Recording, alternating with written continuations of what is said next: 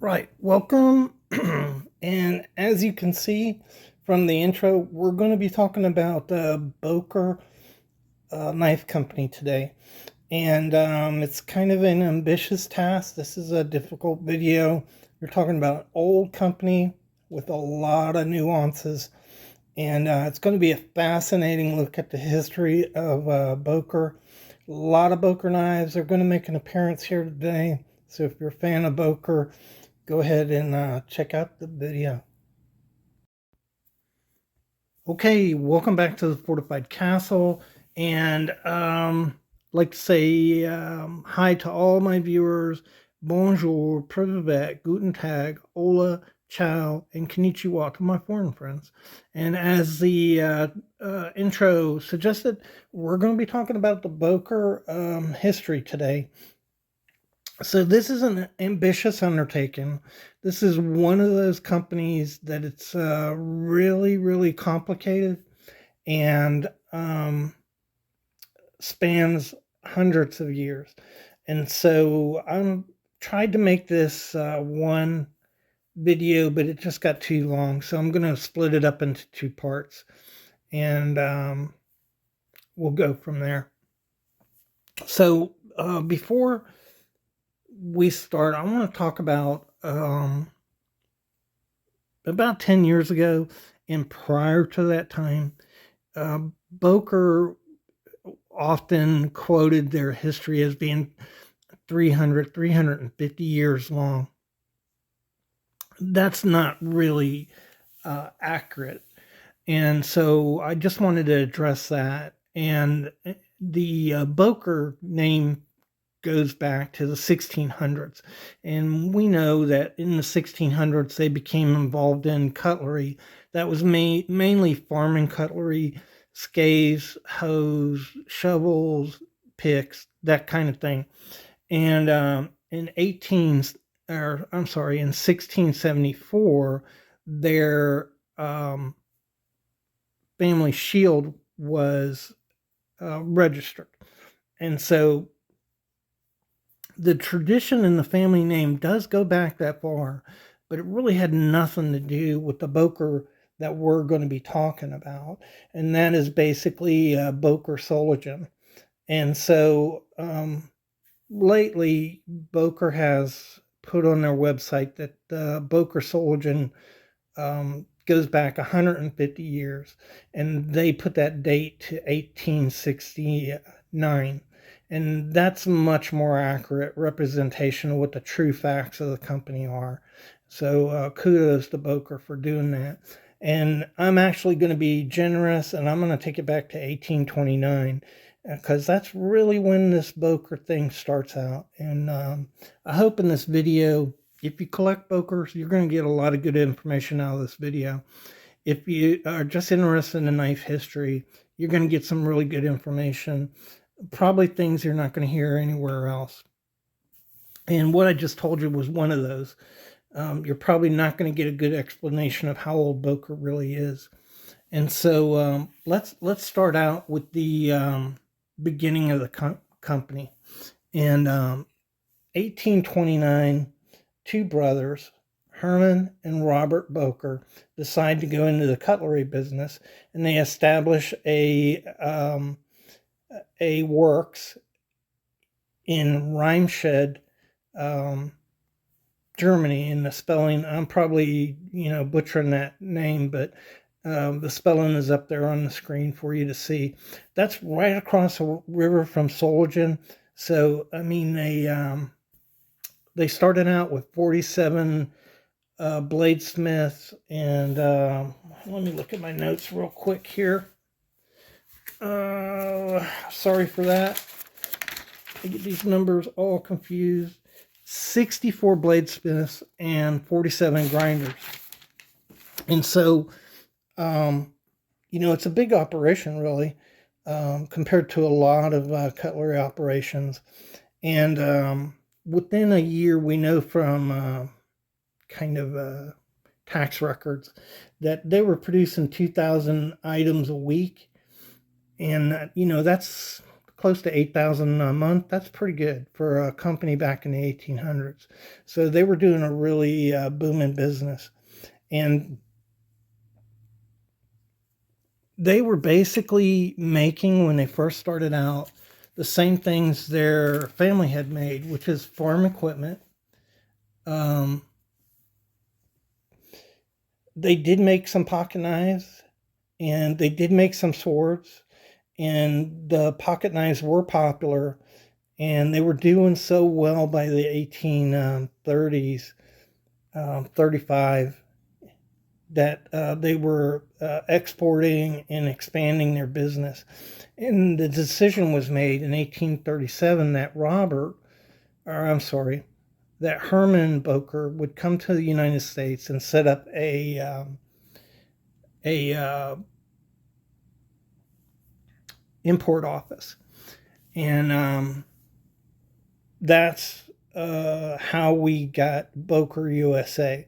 So initially, that company is Herman Boker and Company, and it's had sole rights to import Soligen cutlery, and that's what it was doing. It wasn't producing any; it was bringing in Soligen cutlery, and that went really well. The knives were received well in America, as well as the hardware items, and their reputation grew. They forged relationships with a lot of hardware companies across America. And then in 1860, President Lincoln sent a letter to Soligen requesting 18,000 sabers and muskets, which Boker supplied the United States. And so that was a huge boost for the Boker name in America, and just expanded the reputation of the company even more. For instance, E.C. Simmons,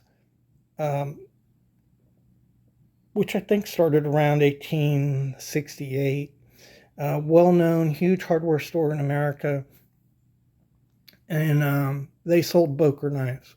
And so, really good reputation. And E.C. Simmons, they had he had a thing that he would only sell quality knives.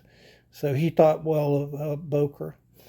And then in 1865, Robert comes to the New World, and he goes to Canada and sets up a import agency in Canada. And then he went down to Mexico and started Casa Roberto Boker and Company in Mexico.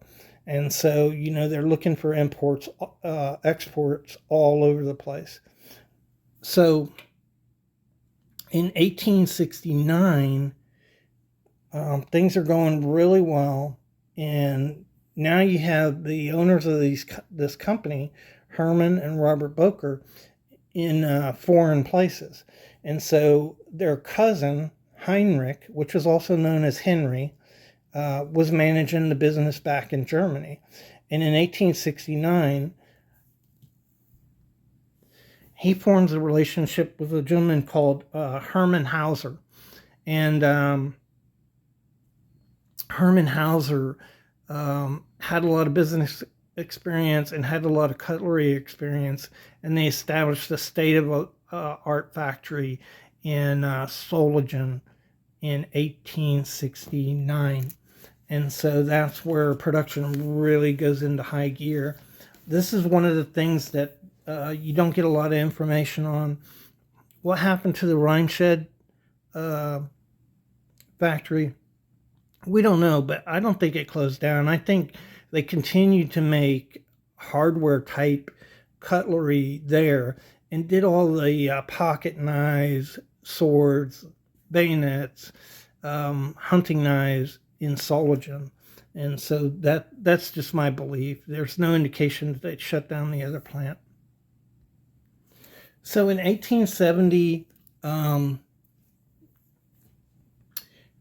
the famous tree brand that you see, this logo right here, which is a tree, is registered in Germany. And this was a tree that was outside, supposedly, Robert's grandmother's house and Herman's grandmother's house. And it just symbolizes the strength of the family, I guess. But that became their trademark in 1870. And this is my oldest Boker right here. It is a two-bladed lobster. You can see it has a little lazy blade right here. And if you open it up, you can see the blade drops down some. But the blade is overall in good shape, as is the knife. And this one locks.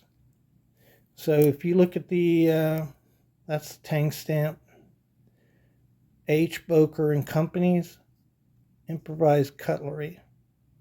So I think this is one of the oldest ones. This just happens not to have Germany on it. And I think this dates to the 1880s. You can see the tree brand logo right there. Very old tree brand logo. This knife is of good quality. It is typical of the quality in America in the 1880s, so it would have competed well. And the Bokers owning the factory that made the knives and then importing them, they could sell these for a really good price and be very competitive with the American market. This is just bone, by the way. Nice natural bone. And so in 1890, Boker runs into the same problem that a lot of companies have, and that's the American Tariff Act. And so this raises the price of knives overnight by 50%. And it had an impact on Soligen, as it did with Sheffield and other countries importing goods into the United States. So Herman Boker forms a relationship with a gentleman, another German, who in 1892 started a company called Valley Forge Cutlery in New Jersey, Newark, New Jersey. And that is I hope you can see that, Valley Forge USA Cutlery, Newark, New Jersey. And he starts producing, him being Herman, starts producing cutlery from Valley Forge. And what's really interesting about this knife, I think it dates to 1898, 1899, maybe as late as 1905. But I can't find this knife in any of the catalogs listed. So that's why I believe it's from the 1800s. You see the tree logo on it. So it doesn't have anything else. It has Valley Forge, and it has a tree logo on the bolster, clearly made for Herman Boker, but has no other marks to indicate it's a Boker. And that's one of the earliest Boker USA knives that I have in my collection. And by 1909, Herman has taken control of Valley Forge Cutlery. Let's wait on that. Let's show you this knife. Yeah. So he's taken control of Valley Forge Cutlery. I think you can see here, maybe the tank stamp's a little better. I don't know. These are old knives. This is a Valley Forge Cutlery knife. There you go. You can see that tank stamp. Valley Forge Cutlery. And on these knives, they would put a circle and a V, which you see that's not present on this knife. So to distinguish the knives from Boker, knives. They put a circle and a V on the knife, and those started in 1916. So this knife predates 1916, and that's pretty cool. So by 1916, Boker takes control of Valley Forge Cutlery, meaning it belongs to Boker. The gentleman who started the company stayed with Boker and stayed for a long time into the 1920s and then retired. So it wasn't, an antagonistic relationship. It was a mutual benefit type relationship. Boker was making other knives too. I should have wrote this down. I didn't list all the companies that Boker put out, but this is one here, Bridge Cutlery out of St. Louis. It's marked St. Louis. This is a Boker knife, and Boker produces knives, as I mentioned, for a lot of companies. Hibbett, Bartlett, and Spencer, for instance. Belknap Hardware, a lot of companies. Moore and Hadley in Alabama, a lot of different cutlery companies, but they also had different brandings. This is one here. It was a low cost branding, and Red Engine is another one that they produce. And so that's bringing us up into modern times, and I'm going to go ahead and close the video out. If you want to hear the rest of this fascinating story, the second part of this video will talk about the Boker USA mainly, because we know about Boker Sologen. And so most of what we talked about here was Boker Sologen. Next video, we'll be talking about Boker USA, and you're going to find out some interesting things.